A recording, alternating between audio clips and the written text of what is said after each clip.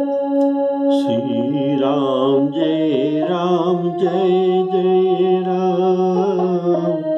श्री राम जय जय राम। श्री राम जय जय राम। श्री राम जय जय राम। श्री राम जय जय राम। श्री राम जय जय राम। आदरणीय महात्मा, सबको सीताराम कहकर आज का राम कथा शुरू करता हूँ। सादर सुनते रहिए। बोलिए सियावर रामचंद्र की। पिछले एपिसोड में आप सबने सुना था विवेक राजा के 7 अंग के बारे में वर्णन किया गया। अब भरत जी चित्रकूट पहुंच गए हैं। चित्रकूट पर्वत के पास वे हैं।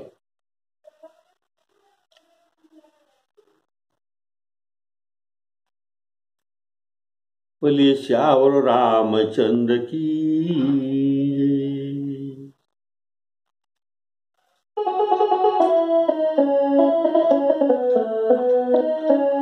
जीति मोह मोहि पालु दल,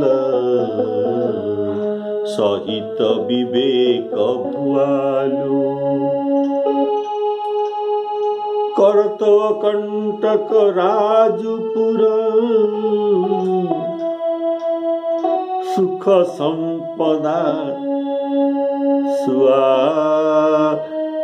संपदा सुकालु। श्री राम जय जय राम। विवेक राजा चक्रवर्ती सम्राट थे। ये शत्रु को जीतकर मोह रूपक राजा को जीतकर विवेक राजा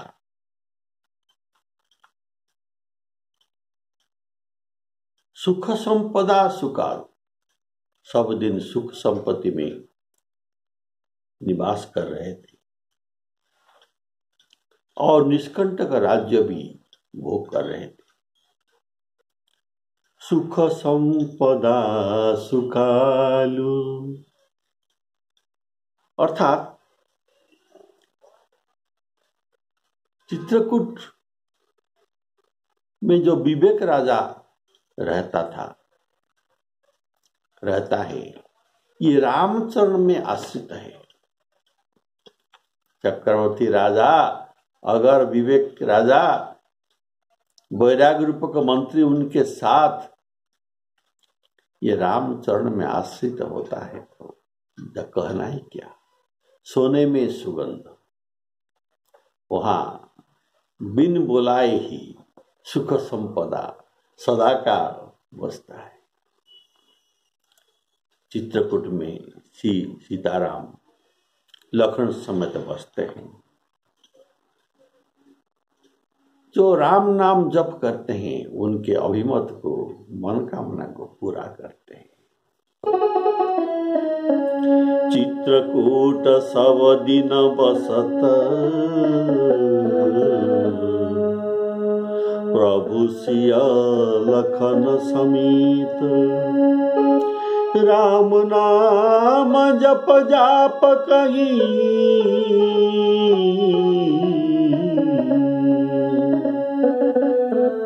तुलसी अभिमत देत।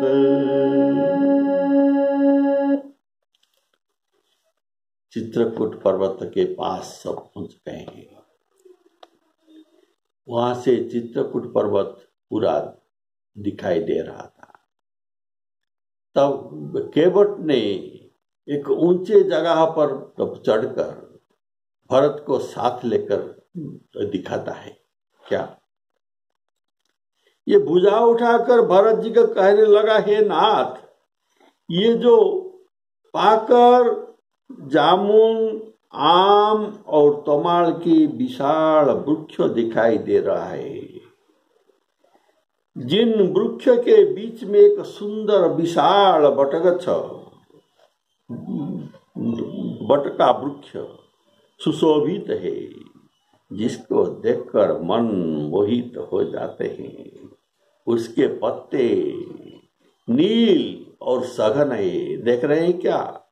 और उसमें जो बट वृक्ष का लाल लाल फल लगे हुए हैं। उसकी घनी छाया सब ऋतु में सुख देने वाले हैं। मानो ब्रह्मा जी ने परम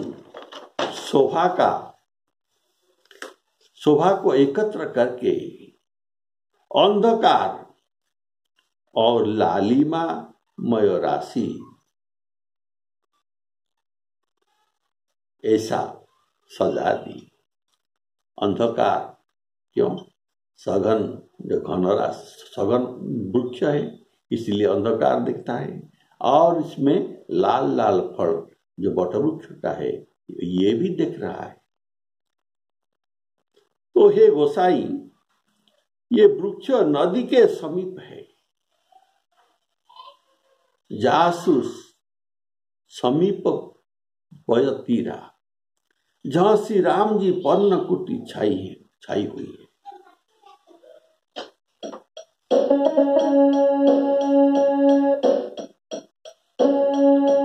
तब के बट ऊंचे चढ़ी धा जाई, कहे भरत सन भुजा उठाई।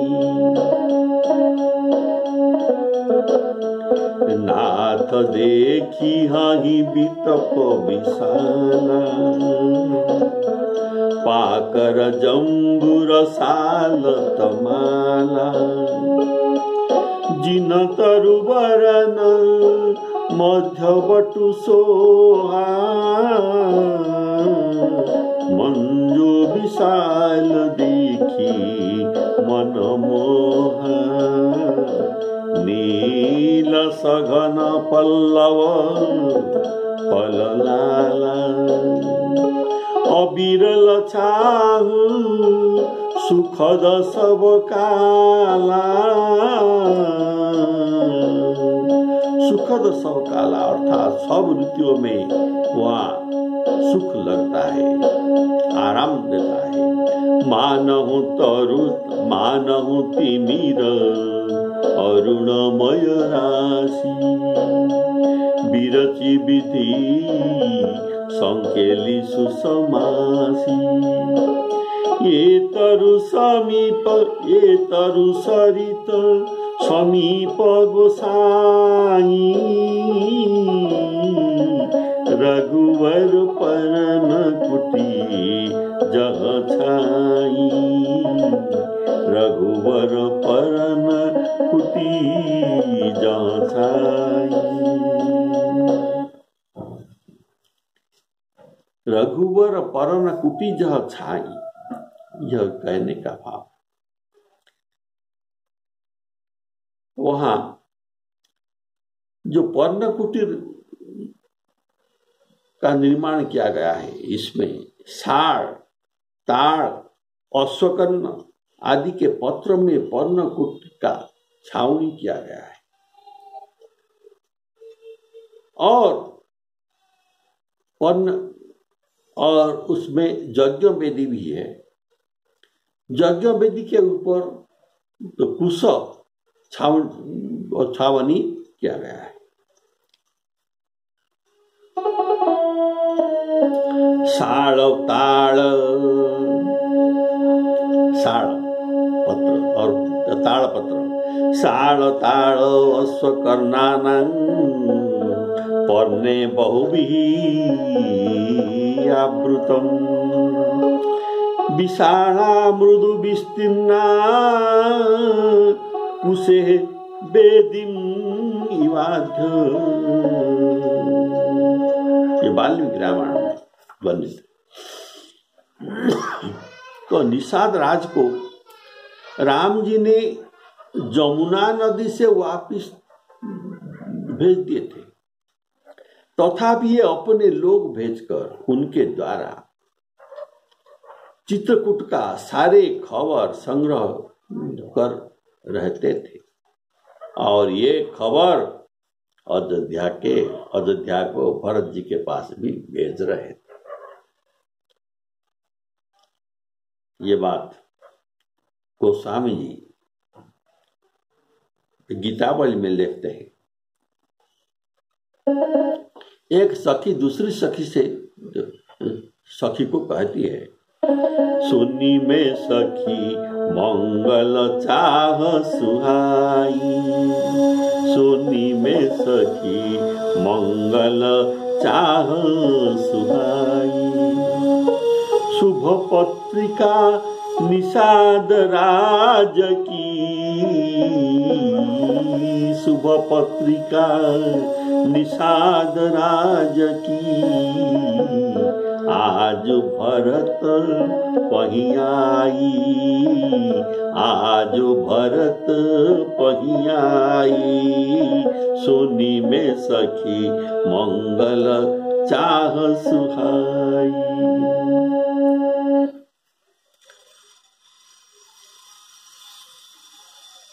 निषाद राज ऊंचे चढ़कर भरत जी को दिखाते हैं, देखो भरत जी, वहां तुलसी के बहुत से सुंदर वृक्ष सुशोभित है, जो कि कहीं कहीं सीता जी ने लगाए हैं और कहीं कहीं लखन जी ने भी लगाए हैं। इसी बड़ की छाया में सीता जी ने अपनी कर कमल से सुंदर वेदी बनाई है, सुंदर वेदी बनाई है। जहां आप दिख रहे हैं वहां अभी अग्नि भी जल रहे हैं, वेदी में अग्नि भी दिखाई दे रहा है, अर्थात कुछ यज्ञ होम हो रहा है।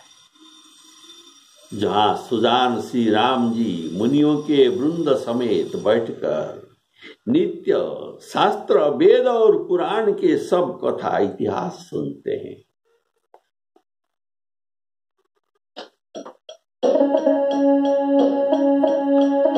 तुलसी तरुबर विविध सुहाए, तुलसी तरुबर विविध सुहाए। कहूँ कहूँ सिय कहूँ लखनु लगाए। बट छाया वेदिका बनाई, बट छाया वेदिका बनाई। सिय निज पानी सरोज सुहाई। जहाँ बैठे मुनिगण सहिता, नित सिय राम सुजान। सुनई कथा इतिहास सब, आगम निगम पुराण, आगम निगम पुराण। श्री राम जय राम, जय जय राम। सखा के वचन सुनकर भरत जी ये वृक्ष को देखकर उनके नेत्र में जल उमड़ आया। दोनों भाई प्रणाम करते हुए चले, अभी साधारण नहीं चलते, प्रणाम करते हुए, दंड प्रणाम करते हुए चलते हैं। उनकी प्रेम का वर्णन करने में सरस्वती जी भी सकुचाते हैं। आज अभी भी तो चित्रकूट जाकर देख सकते हैं कितने महात्मा, कितने भक्त ये दंड प्रणाम करते हुए चित्रकूट कामदगिरी को परिक्रमा करते हैं। बोलिए श्यावर रामचंद्र की जय। तो श्री राम जी के ये चलते चलते भरत जी राम जी के चरण चिन्ह को देख लिया। चरण चिन्ह को देखकर दोनों भाई ऐसे हर्षित हो गए मानो दरिद्र को पारस मणि मिल गया। ऐसा दोनों भाई हर्षित हो रहे, चरण चिन्ह के रज को अपने मस्तक में, आंख में, हृदय में लगाते हैं।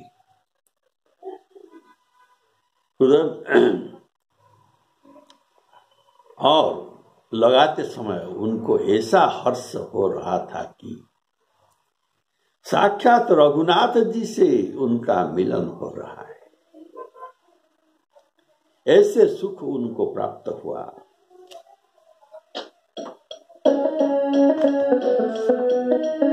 सखा बचन सुनी बिटप निहारी, उमगे भरत बिलोचन बारी, उमगे भरत बिलोचन बारी, करत प्रणाम चले दो भाई, कहत प्रीति शारद सकुचाई, हर सही निरखी राम पदंका, मानहु पारस पाये रंका, रजशिर धरि नयन नीलावही, रघुवर मिलन सरिस सुख पावही, श्री राम जय राम जय जय राम। हरसहि निरखी राम पदंका, ये राम जी के पद चिन्ह ही है। इनको ये पद चिन्ह को भरत जी कैसे पहुंचा? बोलिए श्यावर रामचंद्र की जय। राम जी के दोनों पद में 24 चिन्ह है। इसमें से मुख्य चिन्ह रेख कुलिस ध्वज, रेखा कुलिस वज्र चिन्ह और ध्वज चिन्ह, पताका चिन्ह, ये सब ये देखकर ये पहचान गए ये राम जी का ही चरण चिन्ह है। रेख कुलिस ध्वज अंकुश सोहि, अंकुश चिन्ह, ऐसे 24 और 40 चिन्ह है। अहो सुधन्य हम मुनि, राम पदार बिंद अंकित भूतलानी, राम पदार बिंद अंकित भूतलानी, पश्यामि जत पादरजो विमृग्यं, ब्रह्मादिदेवै श्रुतिश्च नित्यं, ब्रह्मादिदेवै श्रुतिभिश्च नित्यं, जतपादरजो विमृग्यं, विमुग्रं अर्थात खोजते हैं, ये पादरज को खोजते हैं। ब्रह्मादि देवा सुरा वेद भी खोजते हैं, उसी पाद चिन्ह को देखकर ये हर्षित हो जाते हैं। भरत जी की अत्यंत अनिर्वचनीय दशा देखकर वन के पशु पक्षी वृक्षादि जड़, वृक्षों यहां से वहां जा नहीं पाते, इसीलिए वृक्ष को जड़ कहा गया। वृक्षादि जड़ जीव प्रेम में मग्न हो गए। प्रेम के विशेष बस में से सखा निषाद राज इनको भी रास्ता भूल गया। विशेष प्रेम के कारण उनको रास्ता भूल गया।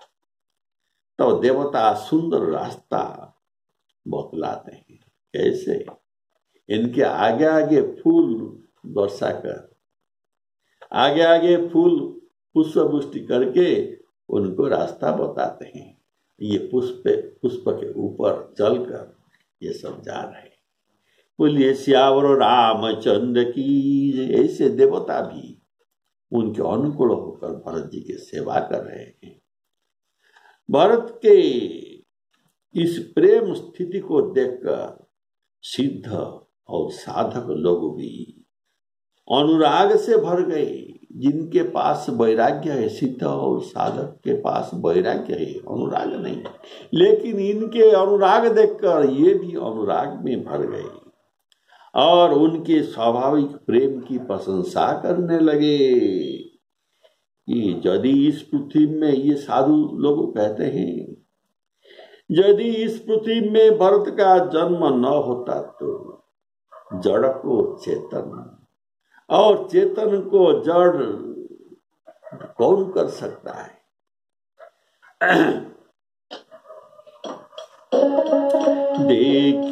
देखी भरत गति अकथतीवा प्रेम मगन स्मृग खग जड़ जीवा सखहि स्नेह विवश मग भूला कही सुपंथ सुर बरी सही फूला निरखी सिद्ध साधक अनुरागे सहज स्नेह सराहन लागे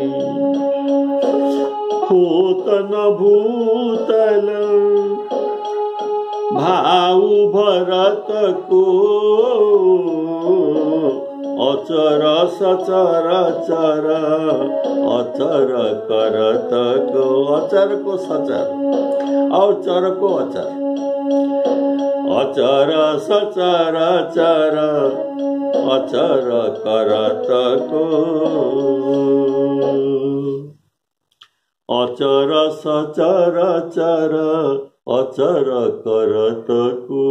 इसका भाव है देवता स्वार्थवश जड़ थे। इनके देवता लोग को जड़ कहा गया है। इनका प्रमाण भी सुनिए। देवगुरु बृहस्पति इनके स्वार्थ परायणता के कारण इनको जड़ गए। समुझाए सुर गुरु जड़ जागे। ये जागृत हुए, ये जड़ से जागृत हुए देवता, इसीलिए बरसी प्रसून प्रशंसन लागे। सरस्वती जी भी देवताओं को जड़ कहते हैं, इसलिए इनके स्वार्थ परायणता के कारण विबुध विनय सुनी देवी सयानी। देवताओं ने सरस्वती को अयोध्या भेज रहे हैं राम अभिषेक में विघ्न करने के लिए, तब ये उनको गाली देते हैं, तुम लोग जड़ हो। विबुध विनय सुनी देवी सयानी बोली सुर स्वार्थ जड़ जानी। तुम स्वार्थ रखने वाले जड़ हो। अभी ये सब देवता चेतन का काम करने में लगे। इसीलिए पुष्प वृष्टि कर रहे हैं। पशु पक्षी मनुष्य ये सब चेतन है, ये जड़वत हो गए, उनको देखकर ये हिल नहीं सके, पशु पक्षी और मनुष्य। मार्ग प्रदर्शनकारी निषादराज भी जड़वत हो गए, इनको मार्ग अभी मालूम नहीं, इनके दशा अभी ठीक नहीं है, ये मार्ग भूल गए। भरत जी के वचन ही ऐसे है, उनके वचन सुनकर वज्र और पाषाण भी द्रवित हो जाते। जहां भरत राम जी के मिलन हुआ है, चित्रकूट में स्थान अभी है, वहां भी पत्थर पिघल गया है। वहां बहुत सारे पदचिन्ह आप अभी भी देख सकते हैं। ये पत्थर का पिघलना ये कोई भरत जी के लिए बड़ी बात नहीं है, और ये सच्चे घटना भी है। द्रवहि वचन सुनी कुलिस पाषाण, ये पाषाण भी द्रवित होकर ये भी चेतन हो गए। पाषाण जड़ है और ये चेतन की जैसा द्रवित होने लगा। भूमि तो जड़ है, लेकिन ये अभी भरत जी के पद रखने जहां रखते हैं, ये भूमि संकुचित होकर कोमल हो जाते हैं, भूमि कोमल हो जाते हैं। ये भी एक प्रमाण है, वो जड़ का चेतन हो जाना।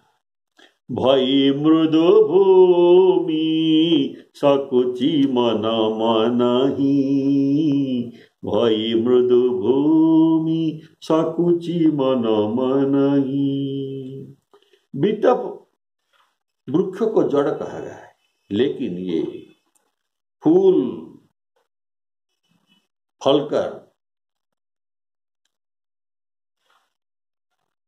ये चेतन जैसा लग रहा है। तृण तो मृदुता है, तृण इतना कोमल हो गए कि भरत जी को सेवा करने के लिए तृण कोमल। बोलिए श्यावर रामचंद्र की। प्रेम अमृत है, प्रेम अमृत है, विरह मंदराचल है। भरत जी हो गए गहरी समुद्र, और साधुओं के लिए, साधुओं के हित के लिए स्वयं श्री राम जी भरत रूपी गहरे समुद्र को अपनी विरह रूपी मंदराचल से मथ कर यह प्रेम अमृत प्रकट किया। अभी जो आप देख रहे हैं, भरत जी से प्रेम अमृत प्रकट किया। इसके द्वारा जड़ चेतन हो जाते हैं और चेतन जड़ हो जाते हैं। बोलिए श्यामल रामचंद्र की जय।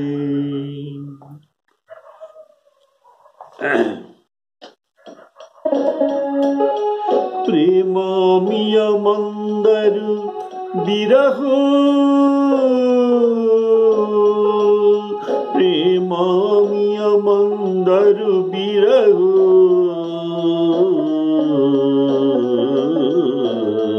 भरत पयोधि गंभीर।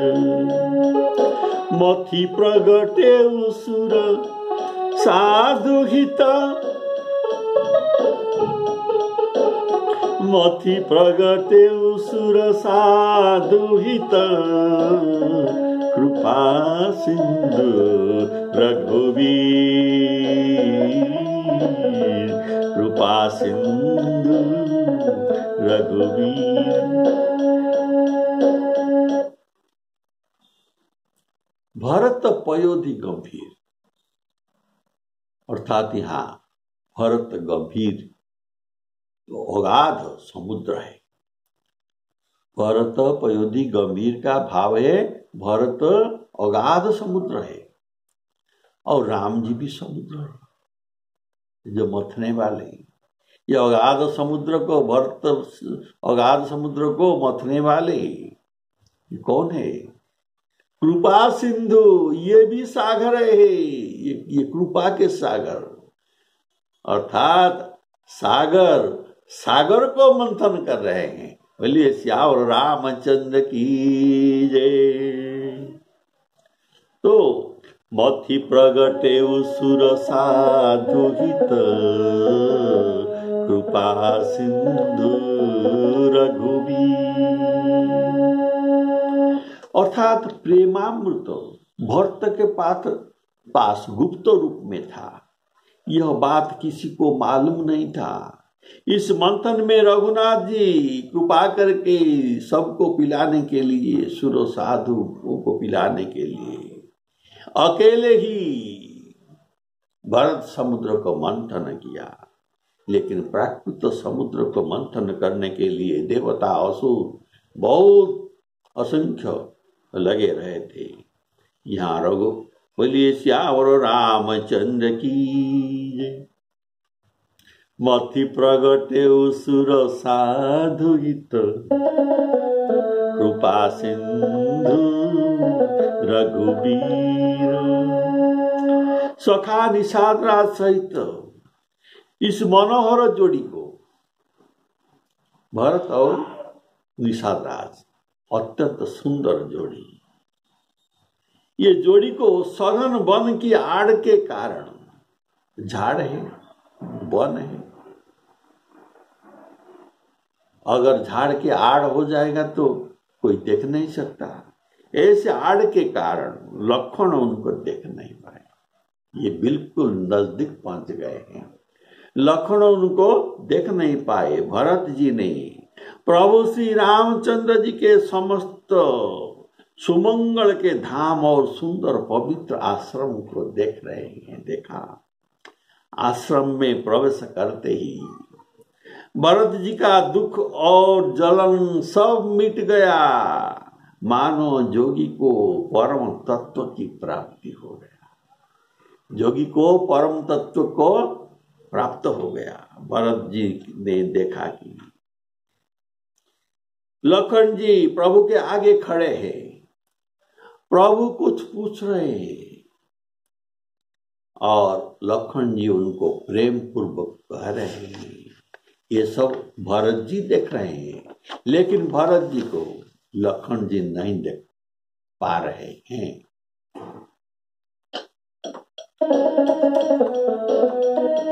सखा समेत मनोहर जोटा, लखे न लखन सघन बनोटा। भरत दीख प्रभु आश्रम पावन, सकल सुमंगल सदनु सुहावन। करत प्रवेश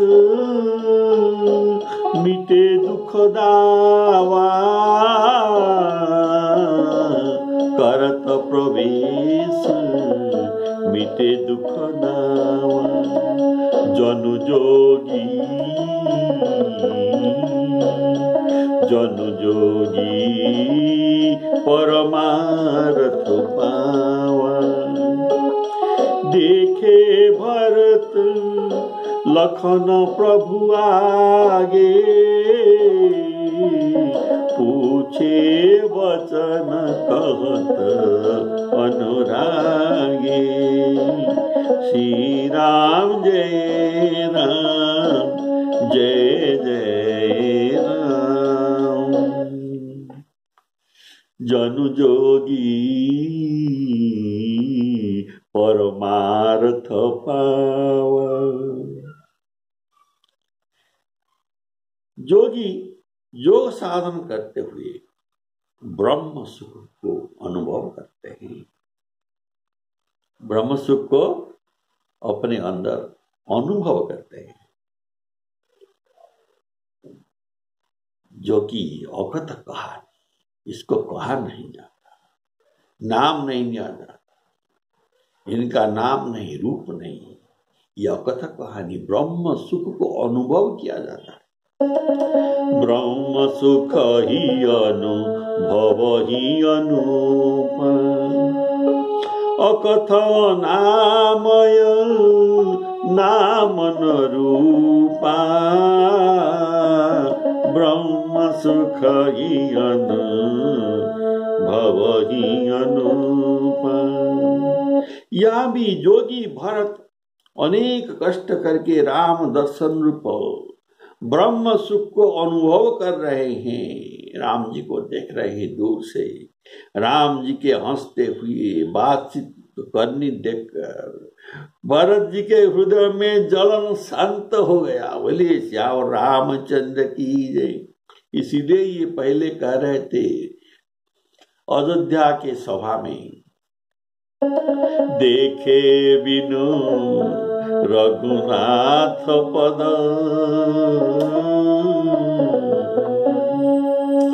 देखे बिनु रघुनाथ पद,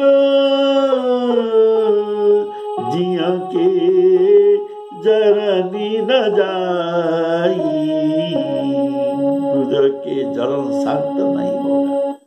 बोलिए श्यावर रामचंद्र की। भरत जी देख रहे हैं श्री राम जी के सिर पर जटा है, कमर में मुनियों के बड़कड़ वस्त्र बंधा है और उसी में तरकस कसे हुए हैं, हाथ में बाण और कंधे पर धनुष। वेदी के ऊपर मुनि तथा साधुओं के समुदाय बैठा है वेदी के ऊपर, और सीता जी सहित श्री रघुनाथ जी वेदी पर विराजमान है। श्री राम जी के बड़कड़ वस्त्र है, जटा धारण किए हुए हैं और श्याम शरीर है, ये सब देख रहे हैं। भरत जी श्री सीताराम जी ऐसे लगते हैं मानो रति और कामदेव ने मुनि का वेश धारण कर मिलकर बैठे हो। बोलिए श्याम रामचंद्र की। श्री राम जी अपने कर कमल में धनुष बाण फेर रहे हैं और हंसकर देखते ही जी का जलन हर लेते हैं, अर्थात जिनकी ओर एक बार भी देख लेते हैं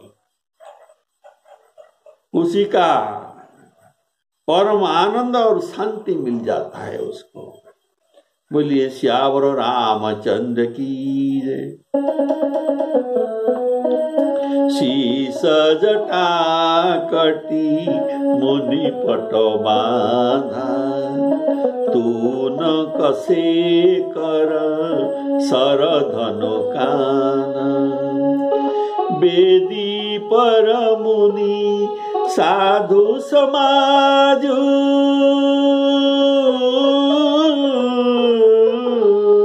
सिय सहित राजत रघुराजु,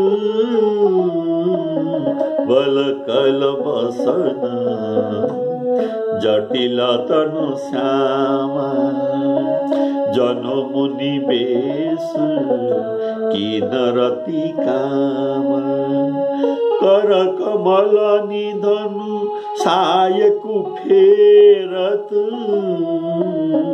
जिया की जरनी हरत हसी हेरत। सुंदर मुनि मंडल के बीच सीता जी और रघुकुल चंद्र श्री राम जी ऐसे सुशोभित हो रहे मानो ज्ञान की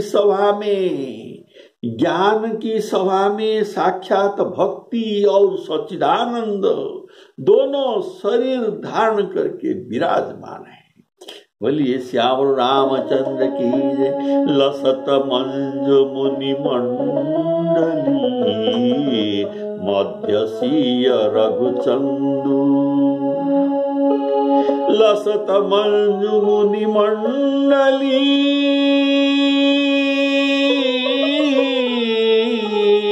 मध्यसीय रघुचंदू, ज्ञान सभाजनु तनु धरे भगति सच्चिदानंद। श्री सीताराम अर्पणामस्तु।